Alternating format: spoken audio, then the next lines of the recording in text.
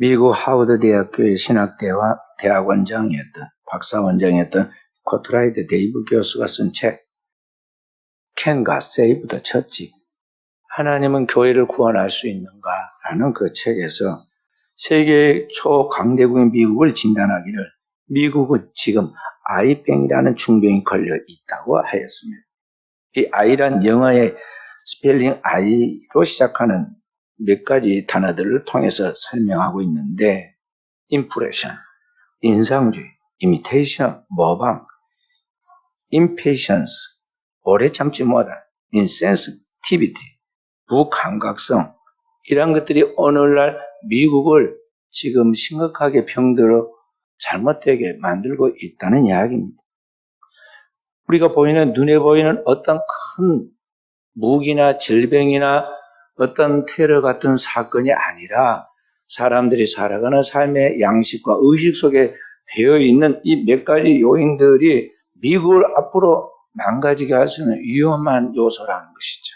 그 중에 여기 이미테이션, 모방에 대하여 이야기하고 있는데 사실은 우리나라에서 지금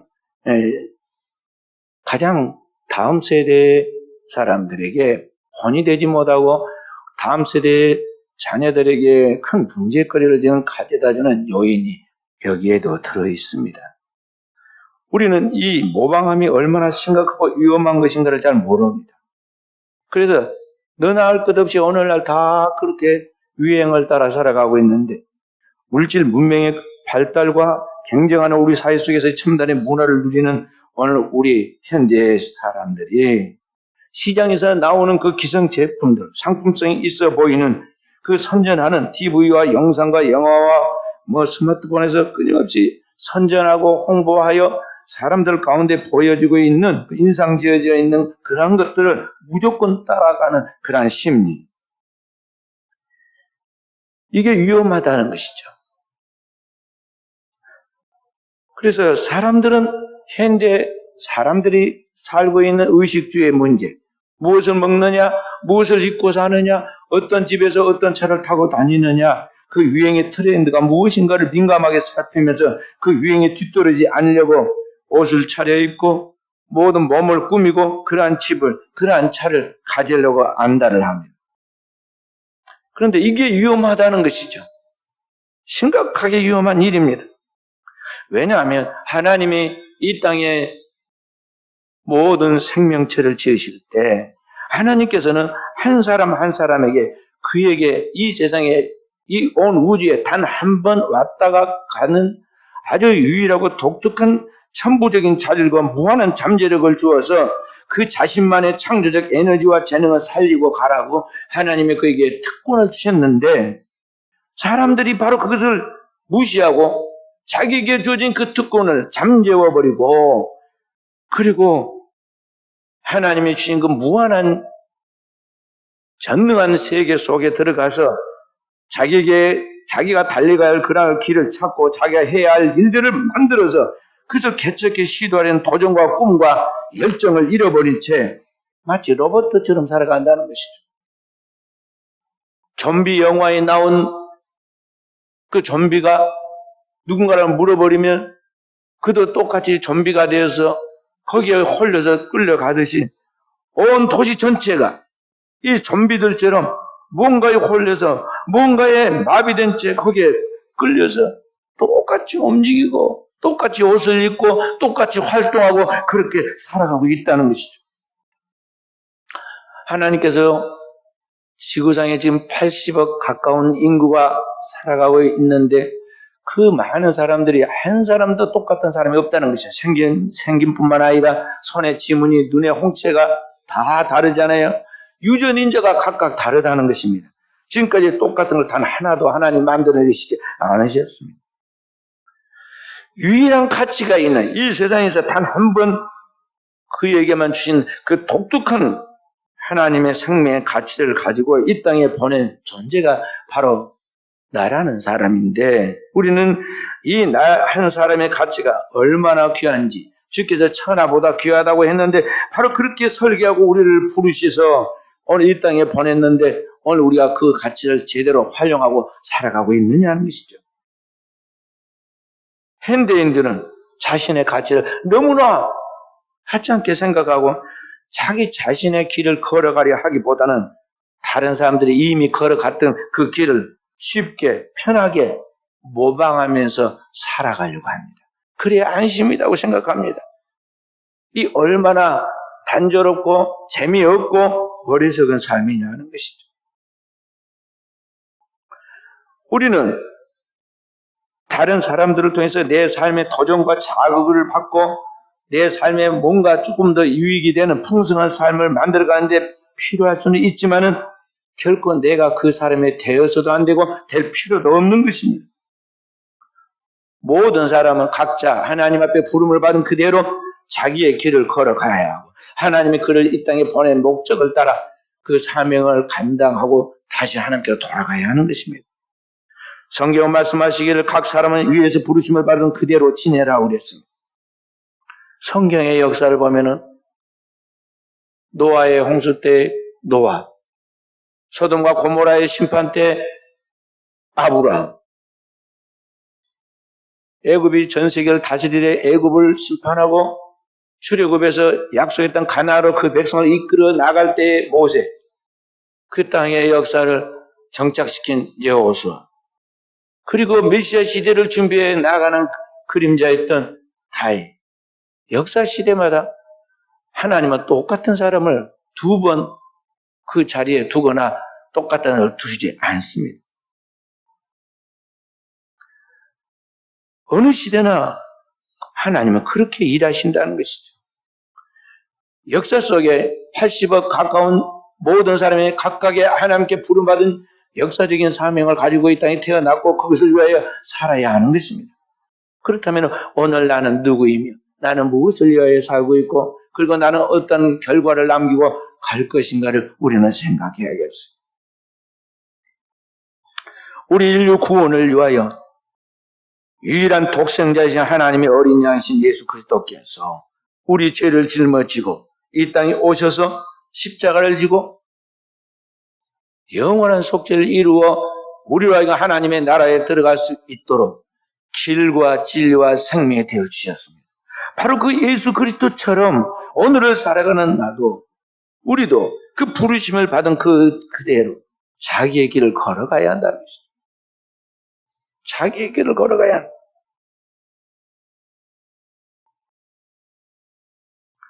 그것이 하나님의 영광을 위하여 사는 삶인 것입니다. 세상에서 유명하게 되고 큰 무언가를 이루어야 그것이 하나님의 영광이 아닙니다. 하나님이 그를 지으신 그 목적에 맞게 그 사명을 감당하면 그게 하나님의 영광입니다.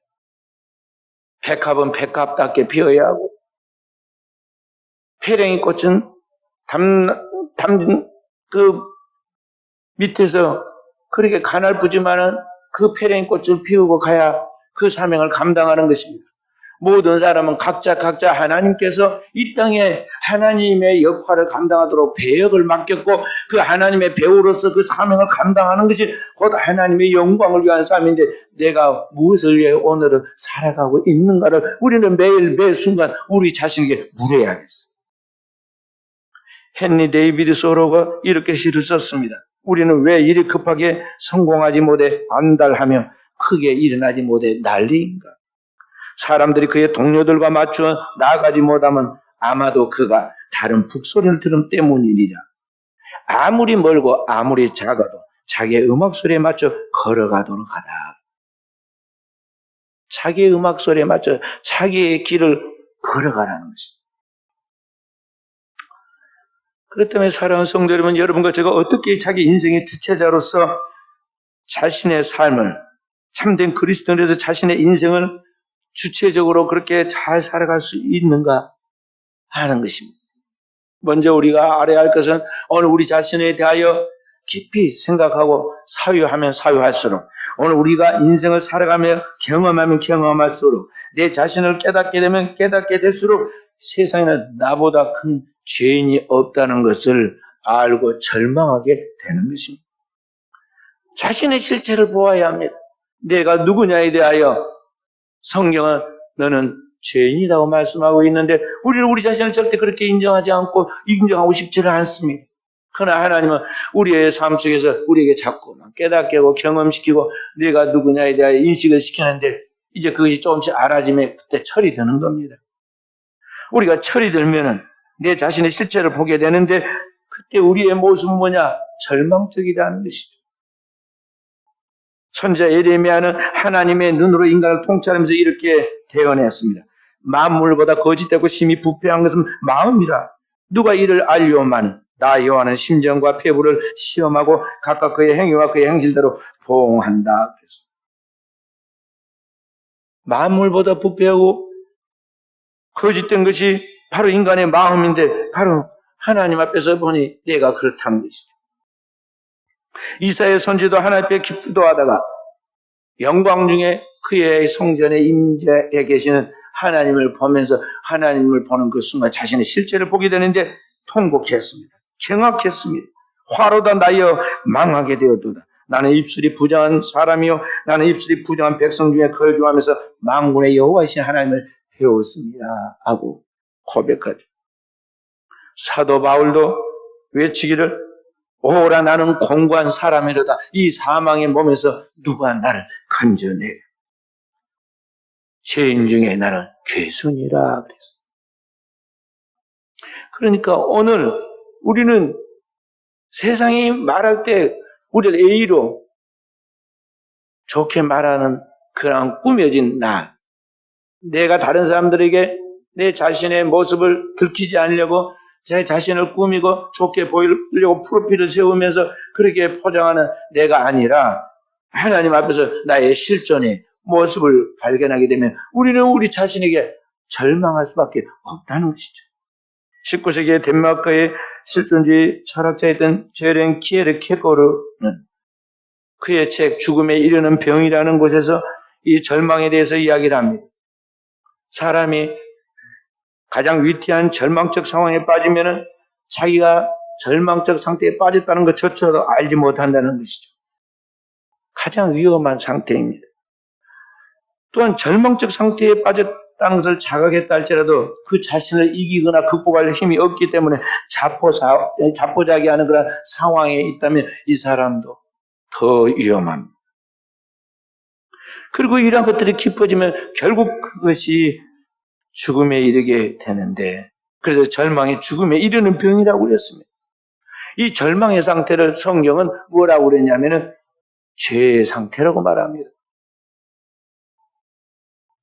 사람이 이 죄의 상태에서 계속 그대로 방치되면은 죄의 결과는 죄의 싹은 사망이 된다는 것입니다. 그렇기 때문에 이 절망적 상황에 있는 오늘 우리 자신은 사람들이 인식하는 것도 굉장히 중요하지만 문제는 거기서 끝나면 안 되는 것이죠. 어떻게 우리가 이 절망적 상황 속에서 동서남북 그 어디를 보아도 희망이 없는 이 죄의 상태에서 오늘 나를 일으킬 수 있는가 하는 것이죠. 우리는 돈이 좀 있으면 살 것이라고 생각합니다. 내가 지금 당면한 문제에서 이것만 풀리면 이제 좀 살 것 같다고 상상을 합니다. 자녀 문제만 풀리면 무슨 문제만 풀리면 해결될 것 같이 우리는 그렇게 생각하는 단편적인 사고를 갖지만은요, 그것이 전부가 아닙니다. 세상은 날이 갈수록 힘들어지고 이 세상은 마치 밀려오는 파도처럼 고해의 바다를 항해하는 것 같은 삶을 살아가게 되는 것이죠. 그때마다 오늘 우리가 어떻게 이것을 극복해 나갈 것인가? 땅에서는 문제의 답이 없습니다. 오늘 이 절망적 상황에서 그 문제를 해결할 수 있는 것은 없다는 것이죠. 그래서 세상에 대해서 깊이 사고하는 사람들은 염세주의자로 전락을 많이 하죠. 그리고 그것을 마취하고 마비하여 잊어버리기 위해서 사람들이 술을 먹는 것입니다. 고통을 잊어버리기. 오늘 우리의 이 절망적 상태에서 우리를 확실하게 분명하게 일으킬 수 있는 것이 무엇이냐? 그것은 바로 우리의 모든 절망의 문제를 다 짊어지고 십자가에서 우리의 모든 죄를 대속하신 바로 그 예수 그리스도, 하나님이 인간이 되신 바로 하나님, 바로 예수 그리스도를 만나는 것. 이것이 오늘 우리가 절망으로부터 일어날 수 있는, 절망으로부터 극복할 수 있는 문제의 답인 것입니다.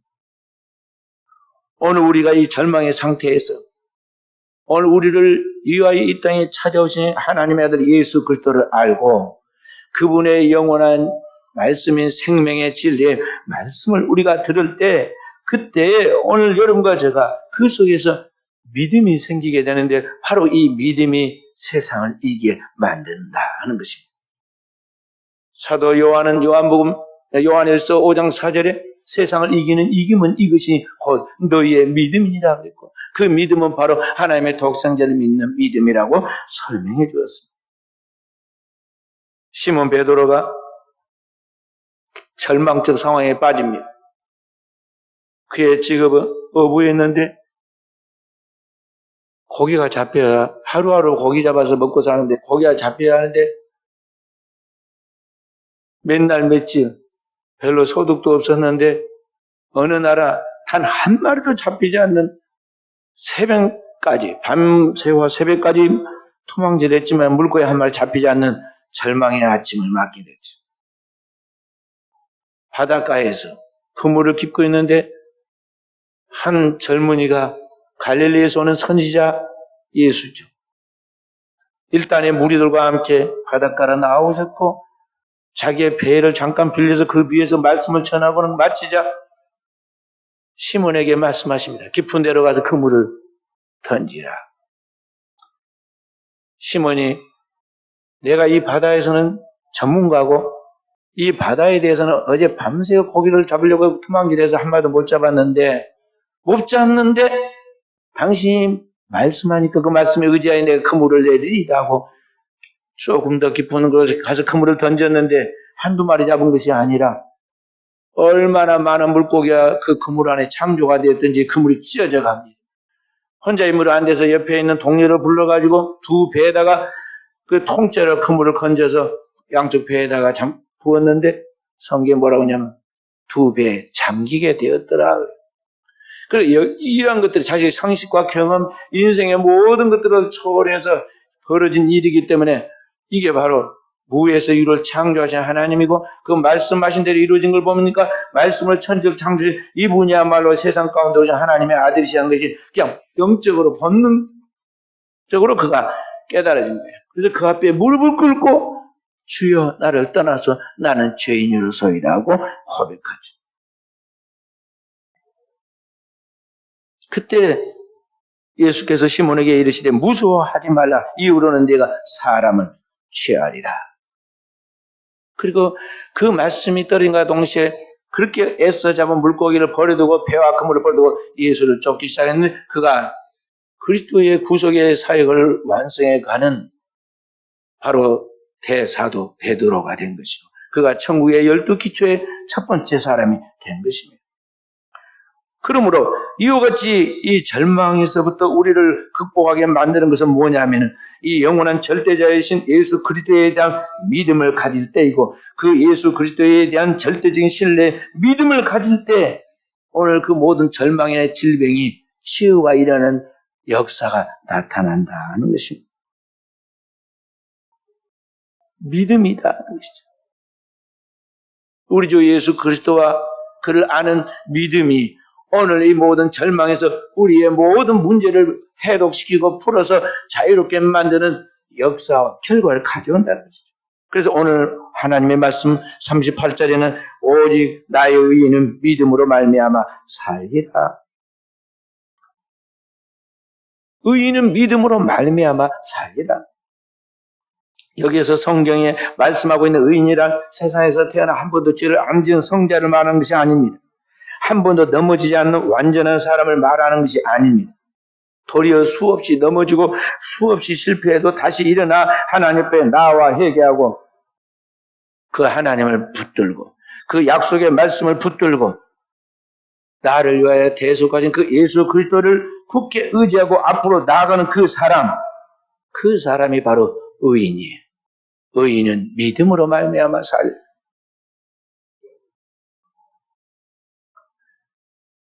오늘 우리가 주님을 믿고 따를 때 그래서 하나님 앞에 늘 내 삶에 필요한 것은 뭐냐면은 겸손이에요. 겸손이란 허리를 굽히는 것이 꼭 겸손 아니에요. 물론 마음에 존중하는 마음은 허리가 굽혀지죠. 그러나 하나님 앞에서 여기 겸손하다 그런 것은 뭘 말하고 있느냐 하면 하나님 앞에서 내가 부끄럽고 너무나 창피하고 너무나 괴롭고 너무나 힘들어서 절망하고 포기하고 싶지만은 그럼에도 불구하고 하나님 앞에 나갈 길 다른 길이 없습니다. 나를 긍휼히 여겨주십시오. 나를 받아주십시오 하고 회개하고 또 회개하여 하나님 앞에 나아가는 그런 자세가 바로 그게 겸손이에요. 겸손. 그래서 참된 믿음은 참된 겸손으로 이어지게 되는 것이죠. 자문 24장 16절에 이렇게 말합니다. 대저 의인은 7번 넘어질지라도 다시 일어나려니와 악인은 재앙으로 말미암아 엎드러지느니라. 진정한 의인이 무엇이냐? 7번 넘어져도 다시 일어나서 주님 앞에 나아간다는 것이죠. 우리의 실패와 참혹한 현실에도 불구하고 다시 일어나서 하나님을 찾는 그 믿음을 하나님은 의로 여기십니다. 그리고 그렇게 나오는 그를 하나님은 외면하지 않고 긍휼히 여겨주시고 그를 죽음에서 일으키시는 거죠. 부활과 생명 되시는 그 주님이 그를 긍휼히 여기사 다시 그 사망에서 그를 일으키신다는 것이죠. 그렇게 해서 의인은 믿는 자는 믿음으로 말미암아 다시 일어나 살게 되는 것이죠. 그래서 오늘 성경은 뭐라고 말씀하고 있습니까? 36절에 그러므로 진짜 하나님을 사랑하고 그를 믿는 자는 끝까지 견디고 인내해야 한다. 인내하는 믿음이 필요해요. 신자에게 그런 인내의 믿음이 필요합니다. 36절 그랬죠? 너에게 인내가 필요함은 참된 믿음은 자기를 바라보거나 세상을 바라보지 않고 자기를 바라보면 자기처럼 한심한 사람이 없습니다. 세상을 바라보면 너무나 세상은 절망적이고 어둡습니다. 세상도 아니고 나도 아니 오직 나를 구속하신 그 바로 그 주님만 그 영원한 생명의 주님만 영원한 창조주이시며 구속주이시고 심판주이신 주님만 의지하고 끝까지 나아가면서 인내하는 그러한 사람 그 믿음은 담대한 믿음으로 또한 발전하게 되는 것입니다. 35절의 말씀 함께 그러므로 너희 담대함을 버리지 말라 이것이 큰 상을 얻게 하느니라. 인내하는 믿음은 더 나아가서 담대한 믿음으로 나아가게 되는 것입니다. 이스라엘을 죄악의 땅, 죽음의 땅에 애굽에서 출애굽시켰던 모세의 후계자 여호수아가 그 많은 백성을 홀로 책임을 지고 약속의 땅 가나안 들어갈 사명을 받았을 때 평생 자기가 본 위대한 선지자는 모세뿐인데 그 모세도 떠나가고 없는 그 자리에 홀로 있을 때 얼마나 두렵고 떨렸겠어요. 그리고 해낼 수 있을까? 자신을 바라보면서 얼마나 고민도 됐겠어요. 뒤로 물러서고 싶지 않았겠어요. 그런데 하나님이 여호수아에게 여호수아 1장 5절 6절에 보면 너는 마음을 강하게 하고 극히 담대하여 그걸 계속 5절 6절 강조를 합니다. 너는 마음을 강하게 하고 극히 담대하여 내 백성을 약속의 땅 가나안으로 들어가게 해라. 모세가 내게 명한 모든 율법의 말씀을 기억하고 늘 생각하면서 좌로나 우로나 치우치지 말고 말씀하신 그대로만 따라가라.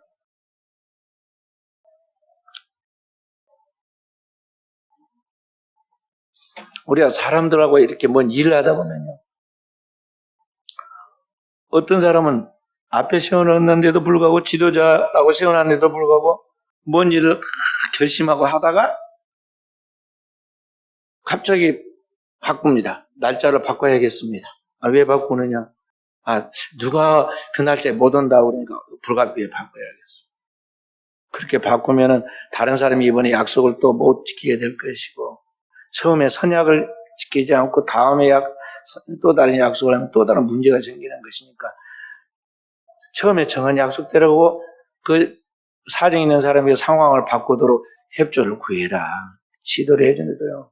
바꿉니다. 조금 있어 다시 말합니다. 아이고, 다시 바꿔야겠습니다. 누가 또 못 온다고 합니다. 또 바꾸. 본 회의에 한 건을 정했습니다. 이렇게로 회의를 하겠습니다. 나는 회의할 때 보면요, 하나가 빠지고 다른 것만 합니다. 나는 끝나고 왜 이렇게 바꿨느냐. 아니, 상황을 보니까요, 그 말을 꺼내면 안 될 것 같아가지고 제가 이랬습니다. 이렇게 이야기를 자꾸 하는 걸 봐봐요. 그래서 그러면 내가 예를 들어서 이제 우리 후배 목사님이다 제가 이야기합니다. 너는 그러면 지도자로서의 자질을 의심받게 된다. 리더십에 있어서 너가 무슨 일을 맡기면 해낼 것인가에 대한 자질을 의심받게 된다. 내가 이야기를, 이제 사랑하는 후배니까 이야기를 해줍니다. 깊이 기도하고 확실하게 하나님의 말씀에 입각해서 답을 받았다면요, 그 하나님의 말씀이 진리의 말씀이다. 그게 이루어져야 하니까 그 모든 것이 다 환경을 조율시켜야 돼요. 그런데 이게 자꾸 우리는 상황에 따라가다 보니까 좌로나 우로나 치우치는 거예요. 하나님의 말씀은 어제나 오늘이나 영원토록 동일한 진리의 말씀이고 그 뜻은 변개함이 없어요. 그 하신 말씀을 실행하지 않는 그런 하나님이 아니시단 말이죠. 그러니까 그 약속의 말씀을 따라 그대로 나가야 하는 거죠. 그러니까 여호수아가 흔들려가지고 뒤로 물러가고 싶거나 좌우로 칠 가능성이 있기 때문에 주님께서 모세를 통해 너에게 말씀한 그 하나님의 말씀을 따라 좌우나 우로 치우쳐 그대로 행하라. 그러면 내 길이 형통하리라. 여호수아가 그 말씀을 가지고 그냥 앞으로 나가는 콧보스처럼 돌진해서 약속의 땅 가나안으로 들어갑니다. 가나안 땅을 일시에 정복하지 않아요. 여리고를 정복하고 가나안 땅의 모든 부족들, 7 부족을 다 정복하고 거기에 12민족을 청착시켜서 이스라엘 12민족의 하나님의 축복의 그 은총을 누리게 만들죠. 물러서면 안 돼요. 좌로나 치우치면 안 된다. 담대한 믿음이 필요해요. 어디까지냐? 우리에게는 저 영구한 도성, 하나님의 나라에 들어가기까지 그러하다는 것이죠. 3, 4절의 말씀에 뭐라고 말씀합니까? 너희가 이 모든 것들을 다 기쁘게 당하는 것은 더 낫고 영구한 소유가 있는 줄 압니다. 이 땅에서 수많은 사건, 사고를 경험하고 있지만은 그래도 우리가 포기하지 않고 하나님 백성으로서 선한 삶, 함께 더불어 살아갈 수 있는 선한 삶을 살아갈 수 있는 것은 뭐냐? 우리는 땅의 목적이 아니라 끝이 아니라 저 영원한 도성이 하나님의 나라가 우리에게 있고 그 하나님의 나라를 붙잡아 그것을 유업으로 받은 사람이기 때문에 땅에 있는 것들의 집착과 애착을 버리고 스치고 지나갈 수 있다는 것이죠. 그래서 오늘 우리는 주님에 대한 그 확실한 믿음, 우리 주님의 그 약속에 대한 그 하나님의 모든 말씀에 대한 굳센 믿음을 소유하고 그 믿음으로 살아가는 종들이 되어야겠습니다. 그렇다면 오늘 내 삶의 절망에서 이와 같은 일어나게 나를 끌어내는 믿음 어디에서 오는가? 그 믿음은 오늘 하나님 앞에서 내가 절망한 상태에서 놓였을 때 내가 하나님 앞에 깨달은 그 모든 마음을 가지고 진정으로 회개하는 자에게 부어지는 성령을 통해서 오늘 이러한 믿음이 주어진다는 것입니다. 믿음은 하나님의 은사입니다. 일하는 사람들 가운데서 나를 믿으라는 둥, 또 뭐 세상에 있는 무엇을 믿으라고 말하는 그런 것들은 현세적인 땅 위에 있는 믿음으로 그것은 상황에 따라 바뀝니다. 우리의 믿음은 어떤 믿음이냐면 하나님이 성령으로 우리 가운데 마치 하나님이 씨앗을 떨어뜨리듯이 믿음의 씨를 주시는데 바로 그 하나님의 성령 우리가 주는 그 믿음을 소유하는 것이다. 하는 것이죠.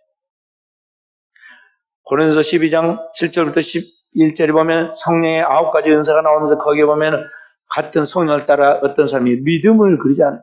믿음의 은사, 큰 믿음이 있습니다. 주님께서 베드로에게는 처음에 이렇게 말해요. 어찌하여 믿음이 없느냐? 너희에게 믿음이 겨자씨만큼만 있으면 이 산을 들어 바다에 옮기려 그대로 될 것인데 하고 주님 말씀하셨잖아요. 그래 나중에 보면 베드로가 어떤 믿음이 됩니까? 반석 위에 집을 지은 주님의 교회를 세운 믿음의 사람이 되잖아요. 그러니까 오늘 우리의 믿음은 자라가야 돼요. 우리 주 예수 그리스도 그를 아는 지식에서 자라가고 그 믿음이 겨자씨가 자라서 큰 나무가 되고 사람과 새들이 그 아래에서 쉼을 얻도록 되어질기까지 영적 성장을 이루어야 가야 한다는 것이죠. 어떤 사람이 그러한 은혜가 주어지느냐? 주님의 말씀 앞에 부단히 자기를 쳐서 복종을 시키고 하나님 앞에서 자기 자신에 대한 깊은 회개가 이루어질 때 오늘 그러한 성령 안에서 참된 믿음이 은사로 주어지게 되는 것입니다. 우리나라에 6.25가 터지고 일사후퇴로 인해서 저 북한에 있는 사람들이 많이, 특히 기독교인들이 남한으로 이렇게 도망을 쳐서 내려왔어요. 그중에 일사후퇴 때 내려왔던 한경직 목사님이 서울 중동에다가 교회를 세웠잖아요. 그게 첫째, 원래는 그게 배단위 교회였어요. 그러다 교회 이름을 다시 바꿔서 영락교회라고 했는데, 이 영락교회를 개척해서 세계 최대의 장로교회가 됐죠.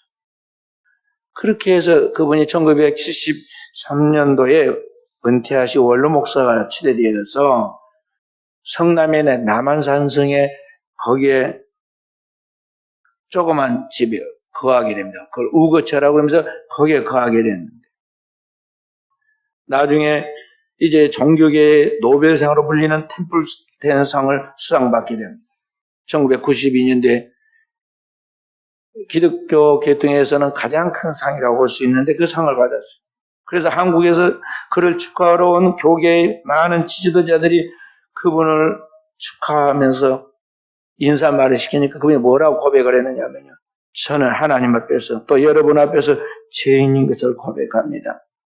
저는 일제시대 때 탄압에 굴복하여 신사참배한 죄인입니다. 저는 죄를 많이 지었습니다. 하고 고백을 했어요. 세계 기독교인들이 다 존경하는 어른인 그가 그것을 인정하는 그 상을 받는 자리에서 자신이 죄인임을 고백합니다. 오늘 우리는 너나 할 것 없이 이 죄의 속박에서 벗어날 수 없는 죄인이고 절망할 수밖에 없는 존재들이라는 것이죠. 그런데 바로 그런 나에게 주님이 찾아오셨고 주님을 만나서 나의 절망적 상태를 인식하면서 주님이 나를 위해 무엇을 행하셨는가에 대한 십자가 구속의 사랑을 깨닫게 될 때 우리가 저절로 나는 죄인으로소이다고 회개와 그런 통회가 흘러나오게 되는데, 그렇게 회개하고 통회하는 가운데 나오는 결과가 뭐냐면 하나님의 성령이 위로부터 우리에게 은혜를 부어주시고 하나님의 성령의 권능을 주시는 것이다 하는 것이죠. 그래서 이 회개에 대해서 오해를 하면 안 돼. 회개는 그 나약한 사람들의 푸념이나 그런 그 힘없는 사람들의 그거 눈물 질끔거리고 뭐 이런 거 아닙니다. 영적인 사람들이 정말 주님 앞에서 하나님의 거룩한 성령으로 살기 위한 거룩한 몸부림인데 그 몸부림의 결과가 하나님의 은총을 우리에게 보이시는 그의 성령이라는 거죠. 바로 그 성령의 충만한 은혜 속에 들어갈 때 우리에게는 세상이 알지 못하는, 세상이 감당할 수 없는 믿음을 소유한 자가 된다는 것이죠. 그래서 오늘 살아가는 귀한 성도는 여러분과 제가 우리 하나님 앞에 스스로 우리 자신에게 자문하며 우리가 물어봐야 해서 나는 어떤 사람인가? 나는 하나님 앞에서 정말 하나님의 그 권세 있는 자녀답게 세상을 이기고 세상을 다스리고 정복하여 하나님의 영광을 드리는 그러한 영적인 승리자의 삶을 살아가고 있는가? 아니면 이 세상의 세파에 끌려 이리저리 흔들리면서 피곤한 삶을 살고 또 절망 가운데서 끝없이 방황하는 영혼이 아닌가? 오늘 우리는 우리 자신을 물어야 한다는 것이죠. 왜냐하면 자기가 자기를 잘 모릅니다. 예수님 당대 모태 중에 모태 신앙인들이었던 유대인들은 자신을 의롭다고 믿고 다른 사람을 정죄하되 심지어 세상의 어둠의 빛으로 오신 예수 그리스도까지 그를 비난하고 죽이려고 합니다. 그때 주님께서 그들을 지적하잖아요. 너희는 지금 실체를 보았는데 외식하고 있다. 겉으로는 아름답게 꾸며져 있지만 너희 안에는 죽은 사람의 뼈와 송장과 같이 더러운 것이 가득한 회칠한 무덤과 같아서 그렇게 나가면 결국 너도 죽고 내 자녀도 죽고 내 가정도 죽고 너를 만난 사람은 다 폐나 지옥자가 되어 망한다. 이 지옥의 판결을 내가 어찌 피하겠느냐. 주님이 유대인들의 직설적으로 막 도전을 시킵니다. 그리고 밤에는 예루살렘에 나아가서 이스라엘을 바라보고 눈물로 통곡하면서 예루살렘아 예루살렘아 기도하잖아요. 그러므로 오늘 저와 우리 사랑하는 성도들은 하나님 앞에서 그 은혜를 놓치지 않도록 하기 위해서 우리는 우리 자신의 모습에 대하여 실존적 자각을 통해서 영혼 깊은 곳에 흘러나오는 통회와 가슴을 찌는 회개를 통해서 위로부터 날마다 부어주시는 하나님의 은혜, 때를 따라 돕는 하나님의 은혜, 밤에 내리는 이슬처럼 우리에게 공급하는 그 하나님의 은혜, 성령의 은사를 체험하도록 오늘 또 우리 주님 앞에 깨어서 기도하는 종들이 되어야겠어요.